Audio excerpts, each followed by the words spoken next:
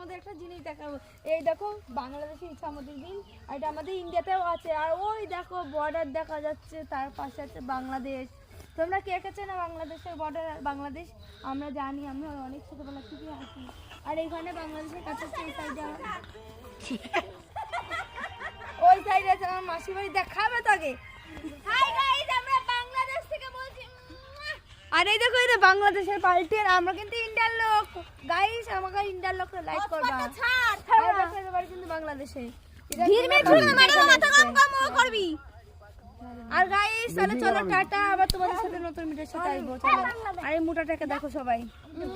I love you guys, আমার view হচ্ছে না গাইস।